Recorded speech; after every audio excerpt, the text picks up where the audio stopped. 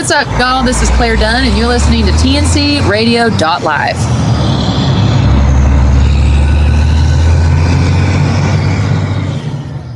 Hear the best of TNCRadio.live every night. It's TNC Radio Primetime. Interviews, music, information, and news you can use every night. 7 to 9 Eastern, 6 to 8 Central, TNC Radio Primetime.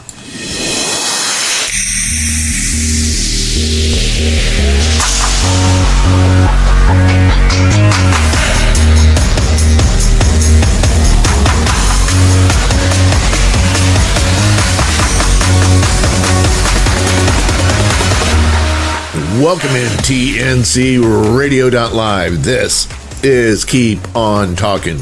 And now here are your hosts, Christine Gray and Tom somebody or other.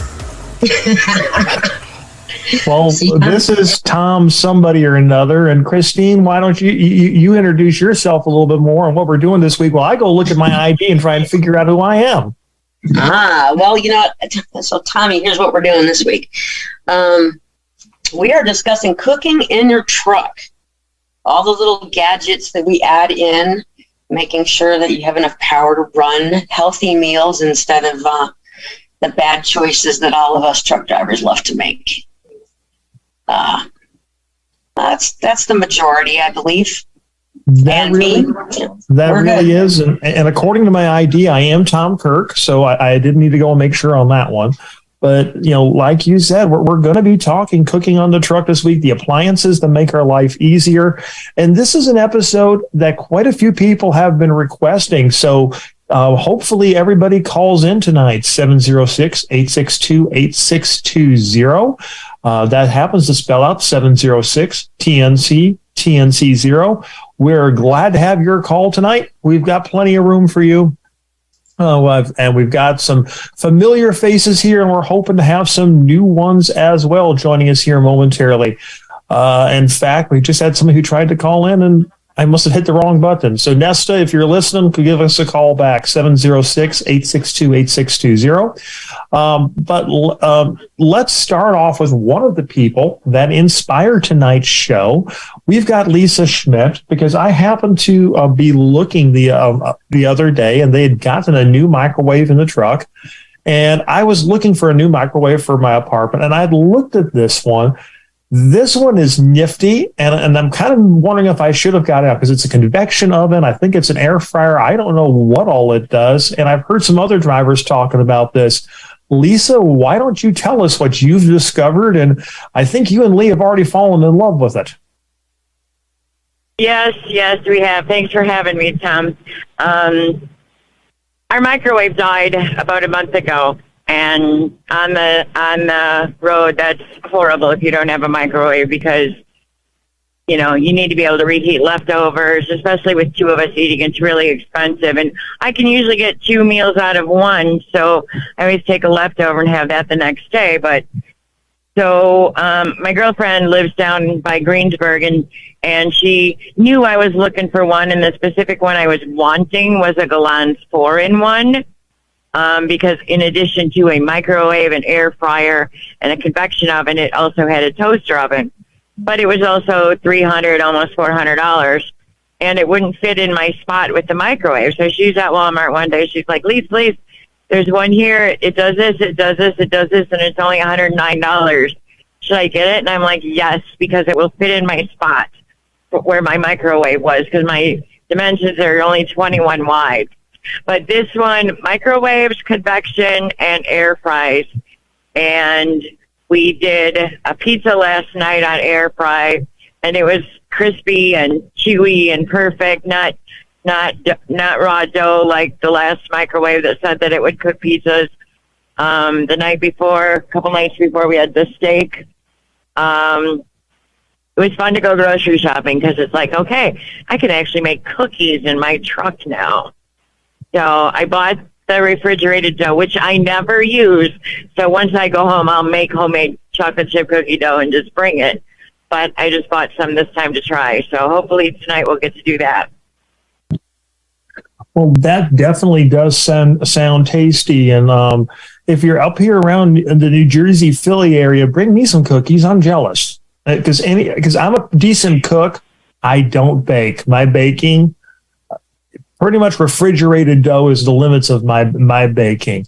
But yeah, that's something that I know, that air fryer oven or whatever it is, it's something that has caught my attention. I know a bunch of different drivers use it, and hopefully we'll be hearing some more from some of them tonight. Catwoman, I see you call in, and I know you're probably here to talk to us about the joys of bacon and other things. Yes. How's everyone doing tonight? We're doing great. Great. Yeah, as far as in the truck, well, I don't know where you're at on here right now, but coming in late.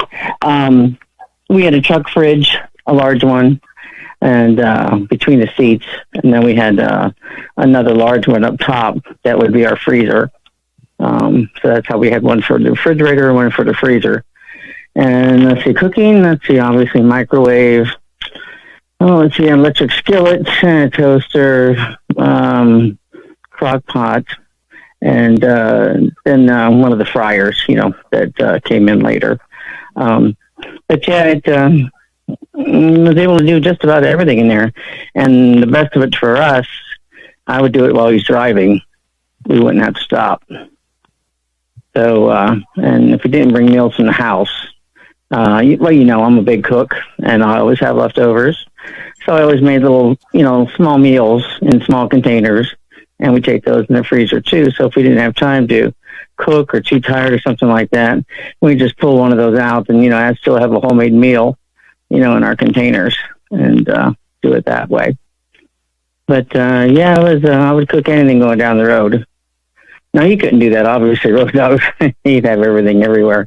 But no, I was able to do that, and so the truck really didn't have to stop. They'd keep it going. And that's something I know I've been hearing a lot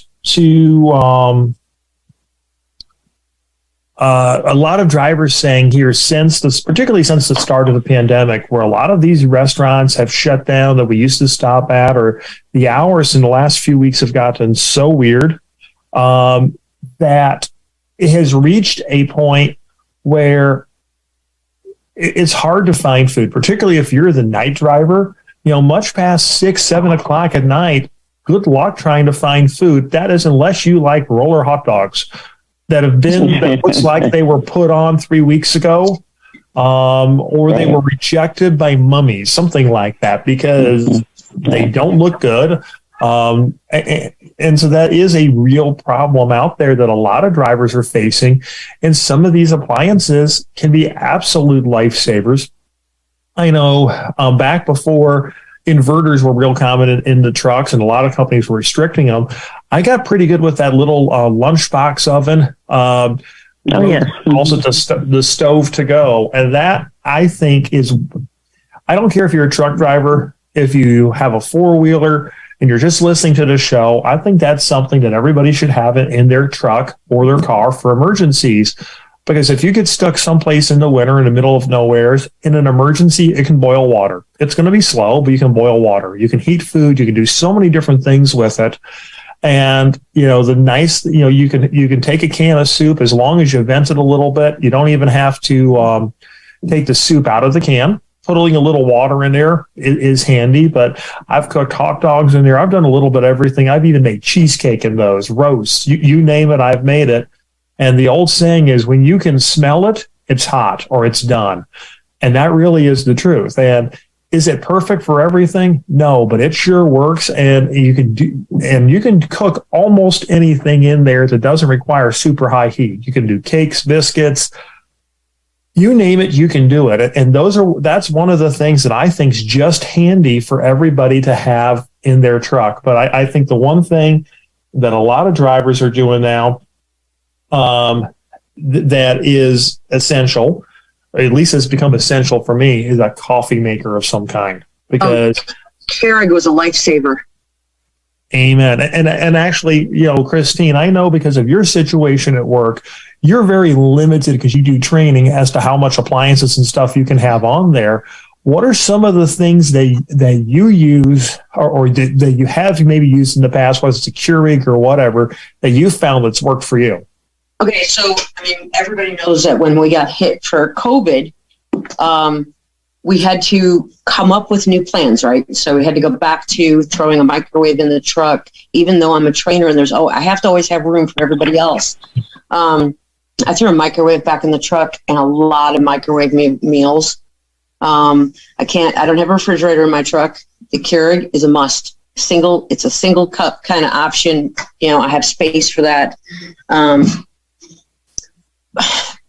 do a lot of, as far as appliances, I mean, that's pretty much it on the appliances that all I can fit in there. But I also do a lot of tuna and crackers. I always have those in the truck. Case of water, like you're talking for emergencies. It falls into that category as what are you going to do that's best for you while you're out on the road that's going to keep you safe. You're going to be out. A lot of the callers that call in, they're long haulers. They don't go home often.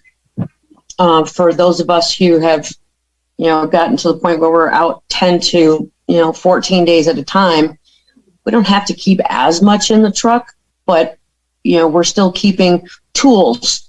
Like I said, that Keurig was a lifesaver for me. The microwave had to go back in. And when you go and shopping, you're looking for something that's got, most of these instant foods have high sodium contents. Well, you got to look for something that's a little bit better than that. Now, and that being said, a lot of the truck stops, especially, like Love's, I'm not going to pick one or the other, but we have healthier choices out there now. And those healthier choices truly make a difference on our health level. Like that gut impact or the fat content, the sodium, right now, when you turn around and you see that one truck driver who gets out of the truck and he's in shorts and his legs are black. I mean, that's scary. That really puts perspective on what you're eating and how large you get, the exercise you're doing, what you're capable of doing inside that truck. When, like for me, I have another individual, what I can put in there. Those food contents, you really have to watch now. The healthier choices are much smarter.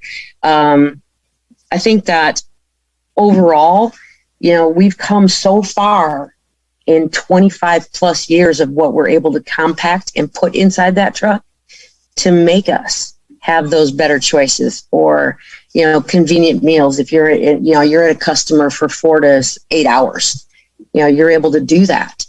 I think that's, just over the last 25 years, those upgrades to, the microwave, the Keurig, the refrigerators, smaller and more powerful, your booster to run all of it.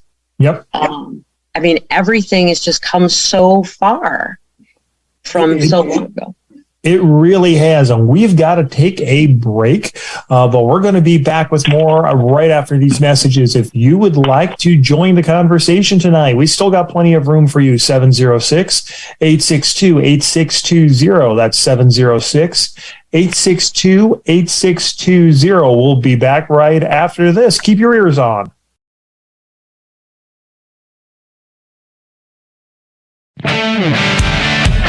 Do you have the TNCRadio.live app? It's free and easy to download. Just go to app.tncradio.live, Google Play, or the App Store. Get access to live streaming radio developed by drivers for drivers. Download the TNCRadio.live app today.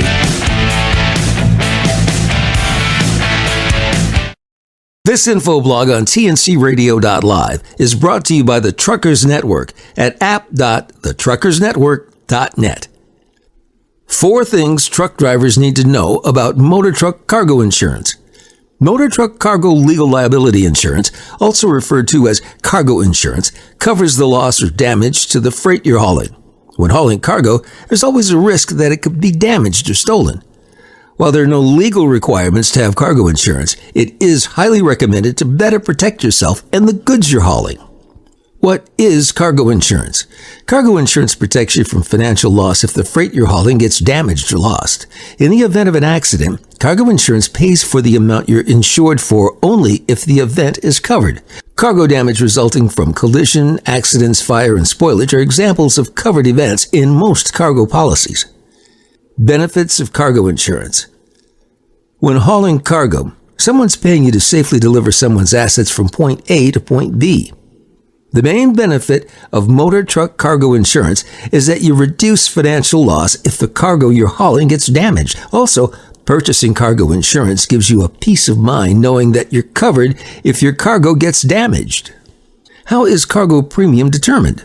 The motor truck cargo rate depends on the type of cargo you're hauling. The classifications include dry van freight, flatbed freight, refrigerated freight or reefer, autos, household goods mover, and hazmat.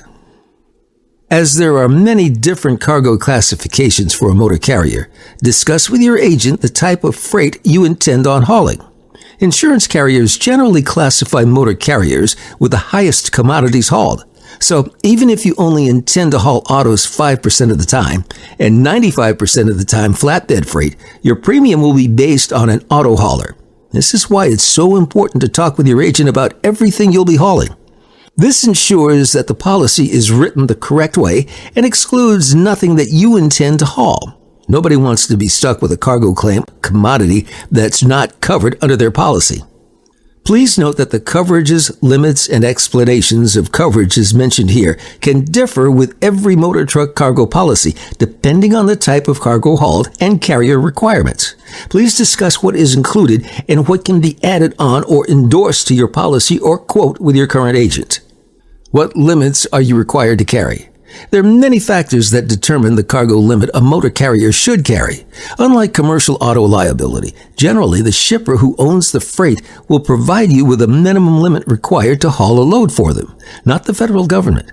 The standard limit of cargo insurance for general freight is $100,000, but this limit can differ. For example, if a carrier is an auto hauler, his cargo limit could be anywhere from $150,000 to $1 million depending on the number of autos hauled and the auto's conditions. This info blog was brought to you by the Truckers Network at app.thetruckersnetwork.net.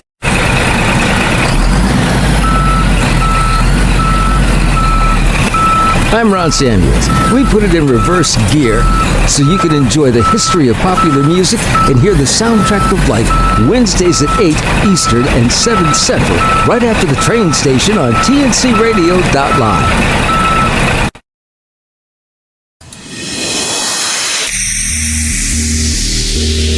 Around the counter of knowledge, sharing tips, tricks, and ideas. And tonight we're talking cooking on the truck. We've had a bunch of different people request this show. So if you're listening tonight and you're one of those, we want you to call in 706-862-8620.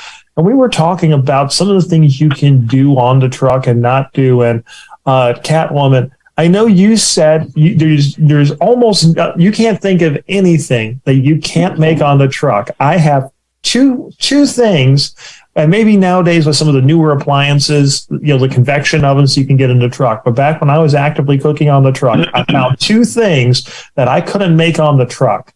I couldn't do baked Alaska or beef Wellington because I couldn't get my Road Pro oven hot enough. Now, do you agree with me, or have I missed something on how to do a baked Alaska or beef Wellington? Yeah, the Alaska you can, but the Wellington you can. And you could do that in the electric skillet. See, that's why we have the expert on tonight, folks. We have Catwoman on. But I did find the one thing you can't do on a truck. You can't do a baked Alaska. Okay, nowadays with convection ovens, you probably could.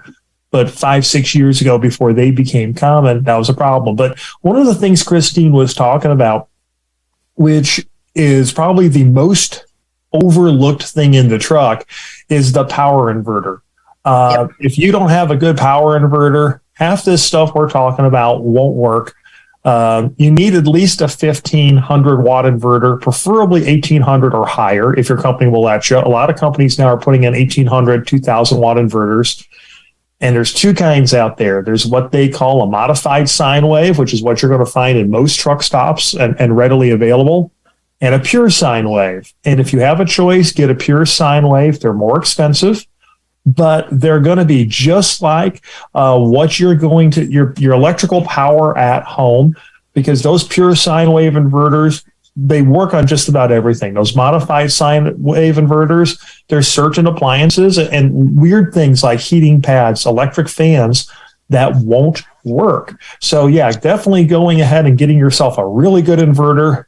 Make sure you put an inline fuse between the batteries and the inverter. And if you're not sure what you're doing, get it professionally installed. You don't want to risk, burning the truck down. And we have just been joined by Chris Cox.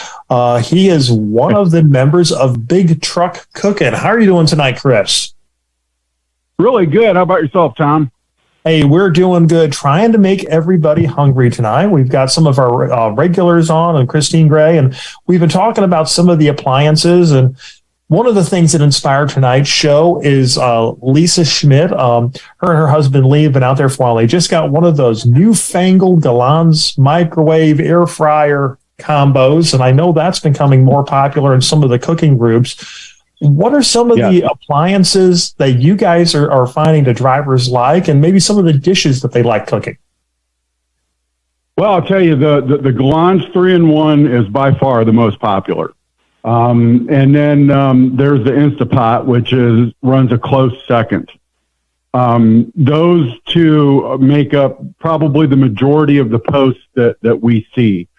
And it's kind of exciting because things have evolved since the group started years and years ago. Big Truck Cooking originally started off as an informal group for Landstar BCOs who just wanted to save money by cooking on the truck. And I was the first person that was not a Landstar BCO to join the group. And at that time, I was like the 51st member. This was 10 or 15 years ago. And now we're at 18,000. So we're real excited about that. It started off with rice cookers, believe it or not, because those are low wattage. They're very versatile. It's amazing how versatile rice cookers are. You think you're only going to be able to cook rice? Think again. You can cook so much more with a rice cooker. And they're only going to eat up about 800 watts maybe at most, which is perfect for a 1500 watt inverter. Because the way I see it, and I just kind of jumped in, so I didn't get a chance to hear everything that was going on. I had a crazy day today, but in my own opinion, I think that if you have an appliance, it should be half of what your inverter's rating is, at its maximum draw. So if you have a 1500 watt inverter, then you shouldn't have, you shouldn't be using more than 750 to 800 watts, unless you're going to idle the truck. And I know this is going to create a lot of controversy because there's tons of people out there who say, hey, look, I've only got an 800 or a 1500 watt inverter and I've got a 3000 watt appliance and I've never had a problem. And my response to that is it's one of two responses. You're either lucky or you haven't had a problem yet. Sometimes they can take years to develop. But once they start showing, the damage is only going to get worse and worse. It usually starts off with a creeping short. Like one day your visor lights don't work. Then the next day your visor lights work, but your cruise control is out. And then the following day your cruise control works, but your hazard lights don't work. That's the nature of a creeping short, and that's a sign that you have overtaxed your system pretty much. And there's not a cheap fix for that at that point, and so and I think this is also one of the most under-discussed topics, and I'm so glad that you're talking about this. The importance of this is huge. Okay. We've had people that have had fires in their trucks in the group. And, these are the same people that were posting all the time, day in and day out religiously with really high wattage appliances. And then here's what happens. And this is why I think this is such an important topic. Okay. What happens is, they'll get towed and there's a mechanic in the shop. The mechanic is not an electrician. It's like going to a dentist for a broken bone in your leg. You know what I mean? So, the mechanic will say, well, it wasn't a high wattage appliance that started this fire. It was, something else. And he'll say whatever it is. And the thing that I've noticed is okay, let's assume that's true just for a moment. Why is it that all these people that were cooking day in and day out with really high wattage appliances for maybe a couple years straight were all of a sudden, like one after another, having electrical problems or fires?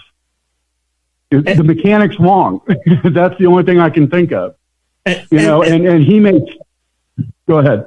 I mean, and that's one of those things that's hard to say for certain. But I will say, in my opinion, I do think, without knowing where it started, but I do think it's going to contribute to it, because one of the things, I mean, how many companies have not allowed inverters? I mean, really, inverters being common in a truck has only started probably in the last 5 to 6 years, because so many were misinstalled, where you had ground shorts and other things that would cause problems that would lead to fires. I mean, there was a number of the mega companies where if they found you had an inverter in the truck, and it didn't matter if it was a plug-in inverter or if it was a hardwire inverter, you were fired. Period. Yep. There were, when they said no inverters, they meant no inverters. Yeah, and see, in 2016, I was lucky enough to get a table donated to Big Truck Cooking at the Women in Trucking Conference in Dallas, Texas. Okay, and I had an opportunity to go around and talk to all the major CEOs of all the major companies, and they basically all said the same thing. Because I told them, I said, you got to encourage your drivers to cook on the truck, because it's going to be healthier, it's going to be cheaper, they're going to be happier. And they said, yeah, but you're overlooking one thing, and that is we have no control over whether or not they overtax the electrical system. And we have to pay the tow, and we have to pay for the fire damage. Yep. But the thing is if the inverters are properly installed and wired, there is supposed to be over wattage and overdraw protection on these that will prevent some of those problems. But I definitely do agree with you. And I'll be honest, I've used some electric skillets that were, let's say, 1,000 watt-ish with a 1,500 watt inverter. But there's another trick that I discovered too over the years with that. You start it low and you turn up the heat gradually, and you don't turn it much over 200-300 degrees. You don't turn it to hot, because it's smart. And because if you turn it to the highest setting, it's going to draw the most power. But if you keep the power setting lower, it's not going to draw as much. Now, am I an electrician? No. Am I an electrical engineer or an expert? No. I'm just using a little bit of common sense and some experience that I gained at my years at Radio Shack. But at the same token, you can do your own research, check with your own companies. And anytime we're talking about appliances on the truck, inverters, installing anything, if you're a company driver, check with your company policies. We are not experts and things like that in terms of how they want things done. So make sure it's done right and done safely. And the other thing too, that I think if you're going to do any kind of cooking in the truck, every driver has someplace in the truck, usually towards the front, a fire extinguisher. Keep a fire extinguisher in the back, just even one of the small kitchen ones. And most importantly, keep a burn kit. And we'll go in, and actually, I'll give this story real quick here before we go to a break. A few years ago, I was cooking some sausages in the truck, and for some reason, I had to lean forwards to get something out of the front. And when I did, the dinner that I was just about ready to serve went down the back of my leg. Grease, sausages, onions. It was not fun. And of course, I was wearing shorts. So it was the bare back of the leg. The other thing is, if you think you've gotten the burn cool down enough where you can put some cream on it and it's not burn cream, but it's a salve, I promise you it's not. Go in, take a shower, get that leg nice and cool. I ended up with some really good second-degree burns, not quite third, and it was a very painful 2-3 weeks while I was waiting for it to heal. And I was lucky it didn't get infected, and to the point where I was having to take pictures of my leg and send it to certain friends every day because they were concerned it was going to get infected. And actually, Catwoman, I think I knew you at that time, and you might have been one of them. But Yes. That's, keep a burn kit on the truck, keep a first aid kit on the truck. I know some of that sounds maybe a little silly, but drivers have learned these lessons the hard way. And please do as I say, not as I experienced. Because it ain't fun. Exactly. If I could jump in real quick. Sure, Catwoman. Oh, actually, Catwoman, we're going to take a quick break, and we're going to come back right after these messages. So we'll come back right with you here after this break. Keep your ears on, everybody. We'll be right back. Hey drivers, did you hear music on TNCRadio.live that you really liked? Or maybe you heard us interview an author of a book you'd like to read or listen to. You can get the books, music, and other products you hear about by going to our website at www.tncradio.live and clicking on the shopping cart. Hi, I'm Dr. Christopher Cortman, and now for the Mental Health Minute. I want to talk to you about emotions, feelings. And for the purposes of these videos, I'm going to make those words interchangeable. When I say emotions, I mean feelings. When I say feelings, I mean emotions. And I'm going to address some items like, why is it important to even have emotions or to pay attention to emotions? And secondly, where do emotions come from? And thirdly, how do we address our emotions when we have them? How do we change them? And finally, do they have any kind of meaning that we should learn from? Let's begin with, why do we care about emotions? Well, honestly, everything you're going to do today is to impact your feelings or your emotions. I mean, whether you are trying to rush through your day so you can get to happy hour, that's to change how you feel. Whether you send a text that's designed to make your best buddy laugh, and learning that he breaks into stitches laughing, it changes how you feel, and you want that. Choosing not to ask somebody out based on your feelings. Even people who bully or who cut themselves or abuse chemicals, they're all trying to change how they feel. Feelings are very important because it's basically what we're trying to control all day long to feel better. In the next Mental Health Minute, I want to talk about where emotions seem to come from.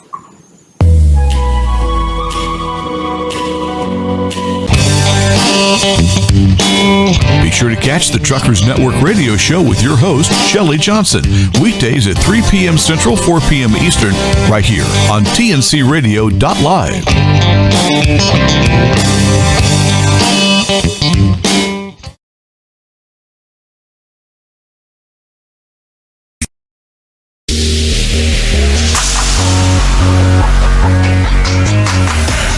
Welcome back in tncradio.live. This is Keep On Talkin'. Thank you very much, Tom. We're back here with Christine Gray. We've got our good friend, Christine Gray, helping us tonight. Catwoman is on. Lee Schmidt is here. Let's try this again. Lisa Schmidt is here, and Chris Cox from Big Truck Cooking is here as well. But we still have room for you at 706-862-8620. Catwoman, we had to, when we were talking about a few different things just before the break, you said you had something you wanted to add, but we hit that break we had to take. So what is it you wanted to share with everyone tonight? Well, we were on a steady route from Indiana down to Texas, so we knew just about where we were going to stop or not.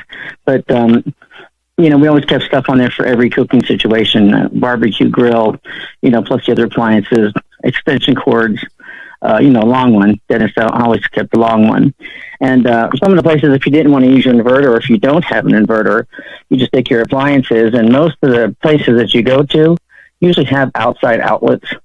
And our trick was, if we carried, long enough cord, we'd just run it from their outlet at the shipper, receiver, whomever, and just bring it to the truck, up in the door, and do what we have to do. So that kind of comes in handy as a standby, along with the grill, obviously. You can go outside and grill things. great ideas. And that really is. And yeah, we've never had no one tell us we couldn't do it, so that always worked out well. Well, and a few things that I've noticed over the years that I've been to a couple of truck stops, if you go and talk to the manager, let's say you're short a couple of eggs or something for cooking, it's amazing sometimes that, particularly if you'll take in a little sample of what you can talk sometimes out of the kitchen if you're nice. Now, sometimes the answer is going to be no. But I've gotten to know quite a few truck stops over the years, and it's funny. I've walked into one or two truck stops, and the managers knew I cooked, and they're like, "Are you making dinner tonight?" Yeah, well, we're going home, but can you? I says, "I'm not going to charge you for your shower if you'll feed my employee." Okay. And they're looking at me and they're going, "Oh yeah, what is this guy going to bring in? Like a can of soup?" And here I'm bringing in a pot roast with all the trimmings, dessert, and they're like going, "You can cook." So, I mean, yes, you can. And that's one of the things I've learned too. And a lot of drivers have helped drivers out over the years and made some great friends by sharing meals. This I'm going to throw out more to the rest of you because I only came into the industry 17 years ago. And this was around the time the camaraderie on the weekends with the grills and stuff was starting to die down for whatever set of reasons. You guys have memories of those days and when people would gather around the grills on the weekend and share dishes to pass. And do you think now with more drivers cooking on the truck and groups like Big Truck Cooking on Facebook that some of that might be starting to come back, but just in a little different way? Yeah, I mean, it'd be nice, but I think everybody's just, especially with, COVID just passing, that was a thing. And I think the other thing is now that people are more comfortable with cooking their own meals on the truck, they're less inclined to go out looking for someone else who's cooking because they're busy cooking themselves.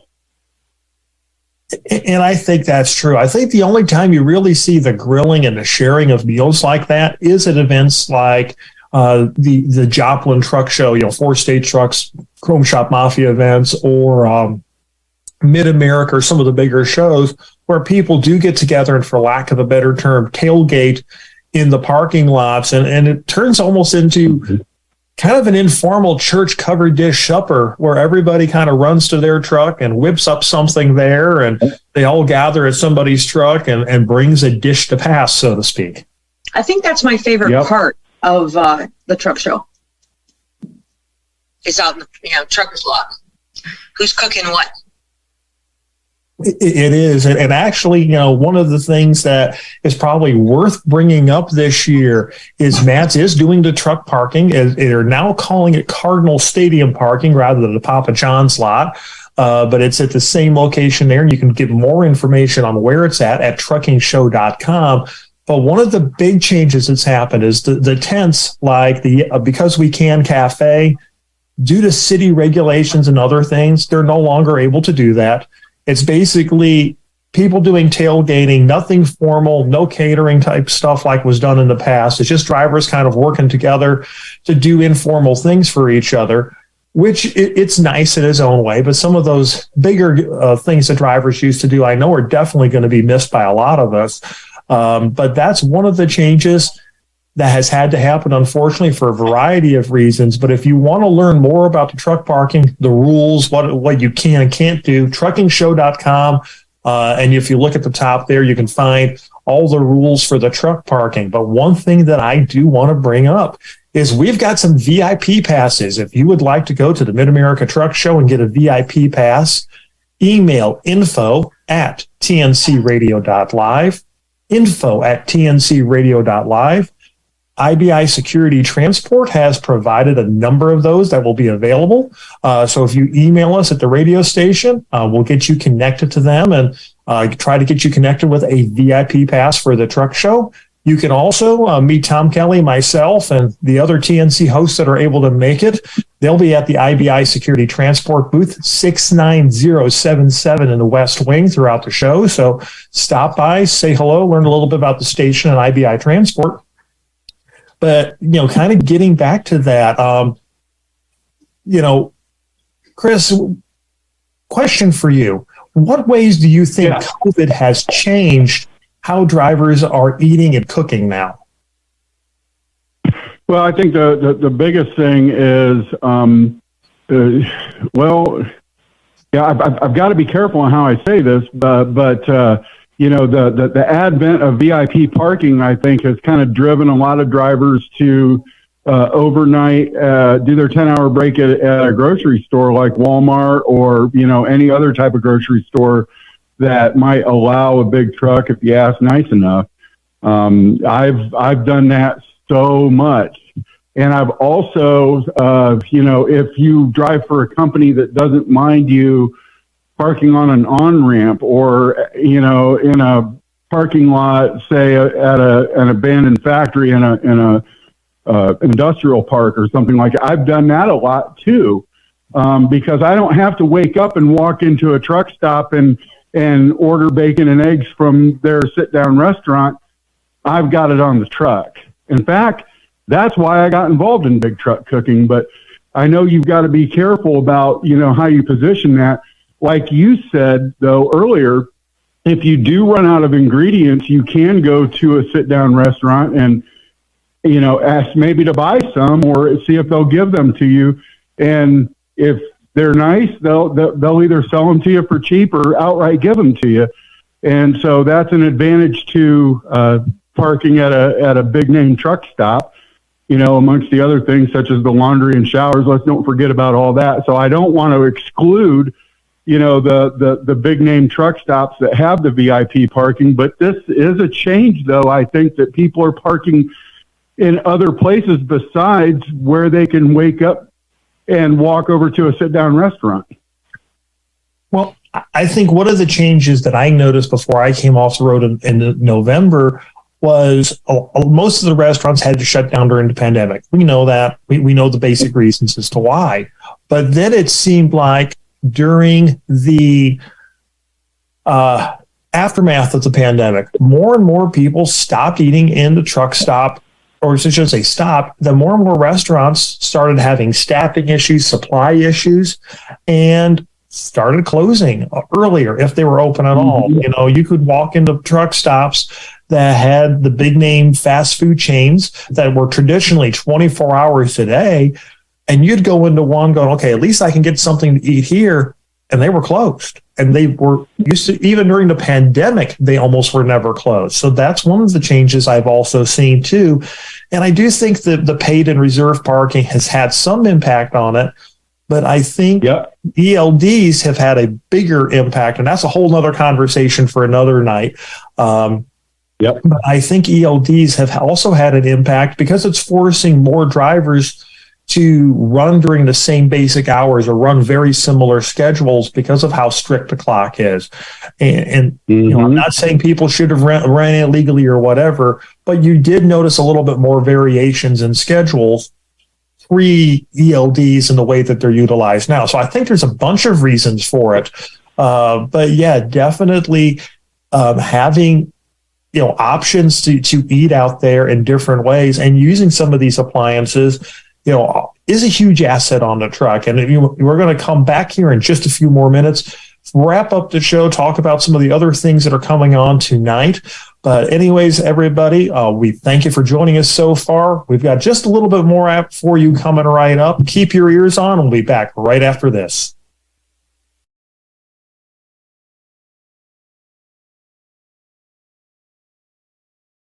Ready for a music break? Did you know that you can use the TNCRadio.live app to hear the best in traditional country?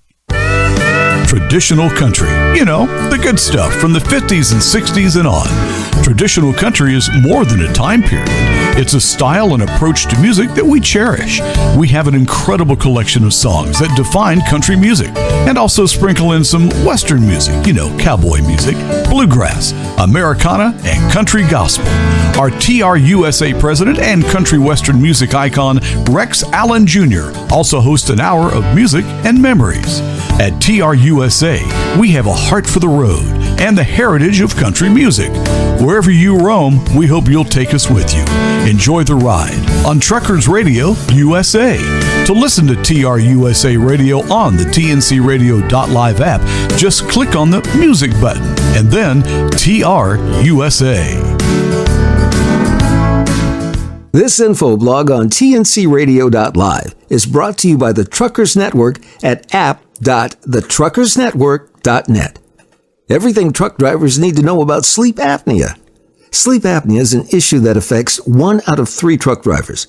Truck drivers who drive tired may be unaware of how much their lack of sleep affects their driving. The National Highway Traffic Safety Administration attributes 2.2% of all driving accident fatalities to drowsy driving. Well, there's not a law in place that requires truck drivers to get testing for sleep apnea. If you suspect you have sleep apnea, stay with us to learn more about sleep apnea and how it can affect truck drivers. What is sleep apnea? Sleep apnea is a potentially serious sleep disorder that causes you to have pauses in your breathing or take shallow breaths during sleep. It's an extremely common issue that affects millions of people in the United States. If you snore loudly during the night or still feel tired after a full night's rest, you might have sleep apnea. According to the Mayo Clinic, the main types of sleep apnea are obstructive sleep apnea, the more common form that occurs when throat muscles relax; central sleep apnea, which occurs when your brain doesn't send proper signals to the muscles that control breathing; complex sleep apnea syndrome, also known as treatment emergent central sleep apnea, occurs when someone has both obstructive sleep apnea and central sleep apnea. Symptoms of sleep apnea. According to the Sleep Foundation, all 3 types of sleep apnea share certain common symptoms: disrupting breathing, in which a person's respiration can become labored or even stop for up to a minute at a time; excessive daytime sleepiness; morning headaches; irritability; limited attention span, or difficulty thinking clearly. Many of these symptoms arise because of poor sleep and decreased oxygen levels that occur as a result of interrupted breathing. Some additional symptoms are connected to obstructive sleep apnea. Snoring, including snoring that's especially loud, it involves gasping, choking, or snorting that may cause a person to briefly wake up. Morning sore throat or dry mouth. Frequent need to wake up to urinate. Causes and treatment options for sleep apnea. Sleep apnea occurs when the airway becomes blocked while sleeping. Here are some common causes of an increase in airway blockage: being overweight, sedative medication, alcohol, family history of sleep apnea, smoking cigarettes, sleeping on your back, nasal congestion. If you suspect you have sleep apnea, reach out to your doctor to get a treatment plan going. Avoiding treating your sleep apnea can result in losing the ability to operate a commercial motor vehicle. Most often, treatment plans will require you to have a CPAP machine in your truck. The CPAP machine helps pump oxygen to you while you sleep. In addition to using the CPAP machine, your doctor may recommend exercising, losing weight, or using different oral appliances that help hold open your airways. As a truck driver, it's crucial to take care of yourself because trucking is such a difficult and demanding job. At times, it can be challenging to take care of your health. Sleep apnea is a real issue in the trucking industry. We encourage all drivers to be aware of the symptoms and to get help if they suspect they have sleep apnea. This info blog was brought to you by the Truckers Network on app.thetruckersnetwork.net. I'm Shelley Johnson with Kathy Tuccaro. You can hear us Tuesdays on tncradio.live at 8 p.m. Eastern on Women Road Warriors. And don't miss Steve Summers' Overnight Drive right here on tncradio.live, weeknights midnight to 5 a.m. Eastern. Brought to you by Hot Shot Secret.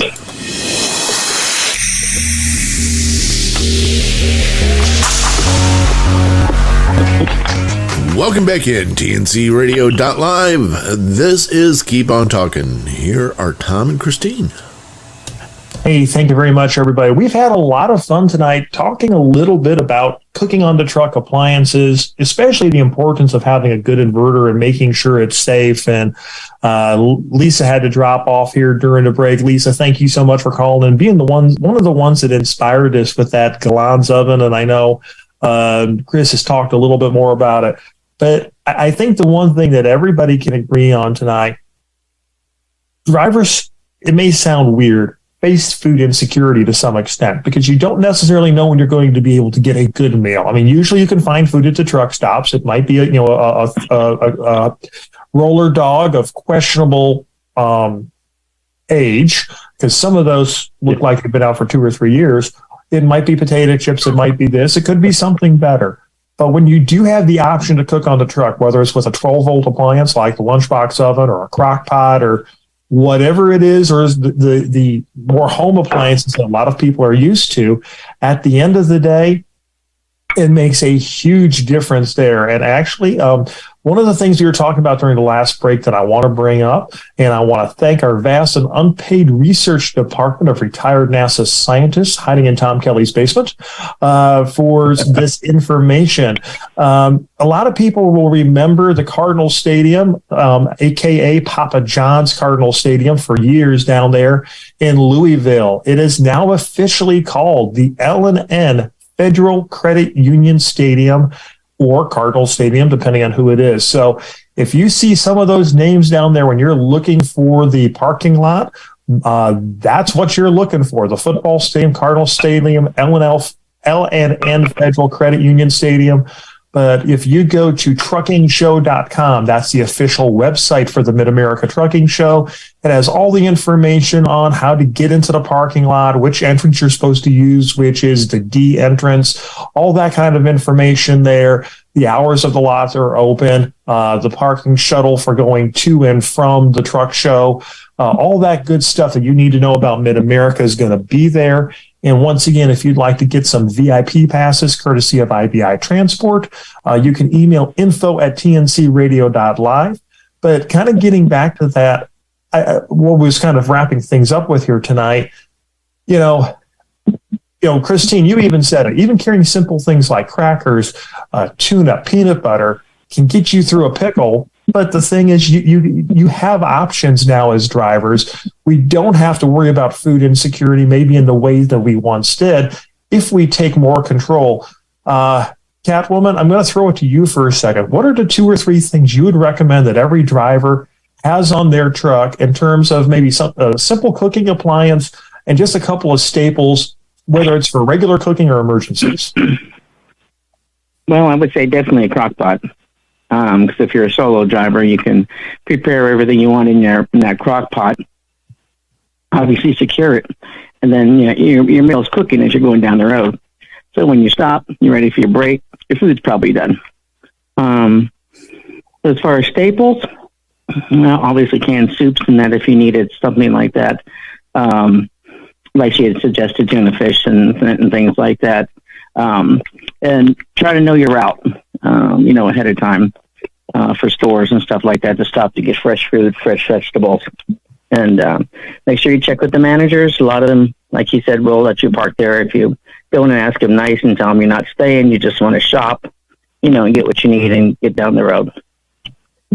And we've got to start wrapping up here real quick. So as a reminder, TNC Radio and IBI Security Transport will be in booth 69077 at the Mid-America Truck Show, March 30th, 31st, and April 1st. A bit different this year than previous years. So stop by, see us. I know myself, Tom Kelly, and a bunch of the other gang will be there throughout the show. So please stop by, say hello. We'd love to see you and put some faces to the voices. Coming up tonight, I believe we have an encore presentation of Taillights with Larry and Angie. They're going to be coming up next at 8 Eastern, 7 Central, 9 Eastern, 8 Central is going to be Anderson and Banker with Clutch Time Sports. They're another great show with them as they talk about sports with a trucking focus. It's kind of geared to the driver, pun intended. We thank you once again for joining us each week. Flo's flashing the lights saying we got to get out of here. I think I'm going to speak a little bit for Chris. An Instapot or something similar that can serve as a crock pot, frying pan, a whole bunch of other things. That's a great device to have on the truck because you can slow cook or fry something on there. And on that note, Christine and I say don't forget your coffee with a Keurig or something similar. We'll see you next week here on Keep On Talking Live. Stay tuned, everybody. We'll see you on the radio next week.